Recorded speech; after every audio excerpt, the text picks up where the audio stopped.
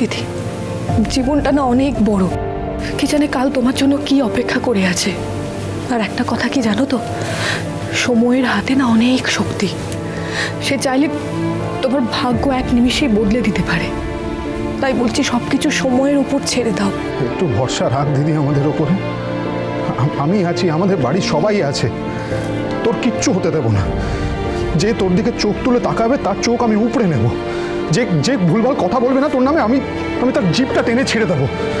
কথা দিচ্ছি, কাউকে ছাড়বো না আমি। কি ভালো কাজ। আমিও এতদিন চুপ করে থেকেছি জ্যোৎস্না, অন্যায় কোনো প্রতিবাদ করিনি। অশান্তির ভয়ে সবটা মুখ বুজে সহ্য করেছি আমি। কিন্তু বিশ্বাস কর জ্যোৎস্না, এরপর যদি তোর জন্য, তোর সন্তানের জন্য আমাকে চিৎকার করতে হয়, প্রতিবাদ করতে হয়, আমি না করব। আমি তোকে কথা দিচ্ছি জ্যোৎস্না, তোর মা ঢাল হয়ে আগলে রাখবে তোদের।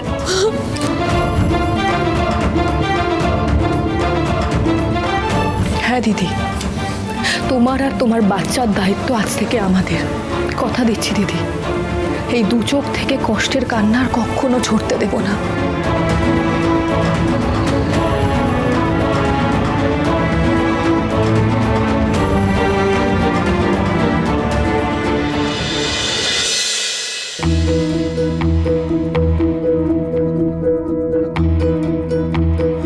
অফিসার, আপনাকে অসংখ্য ধন্যবাদ। আপনি সময় মতো এসে তেজের সাথে দরজাটা ভাঙলেন বলে দিদিকে বাঁচাতে পারলাম। উনি যেটা করেছেন সেটাকে ক্রাইম বলে, কিন্তু আজকে আমি পুলিশ অফিসার হয়ে ওনার ক্রাইমটাকে নয়, একজন সাধারণ মানুষ হিসেবে ওনার এক মায়ের যন্ত্রণাটা বুঝেছি। তাই বলছি প্লিজ আপনি ওনাকে একটু চোখে চোখে রাখবেন, কারণ এইসবের জন্য যে কষ্ট, যে শাস্তি উনি পাচ্ছেন সেটা ওনার প্রাপ্য নয়।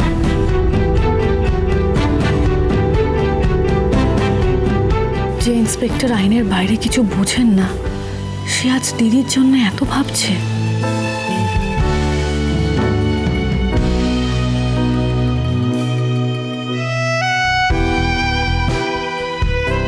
অফিসার, আপনি এখানে এসেছিলেন, কিছু কিছু বলতে এসেছিলেন কি?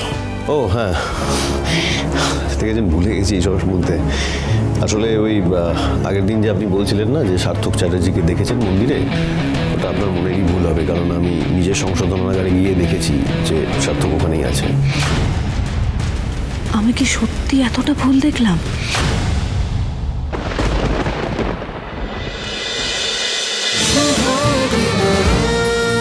শুভ বিবাহ সোম থেকে রবি প্রতিদিন রাত 10:30টায় স্টার জলসায় ও জিও হটস্টারে।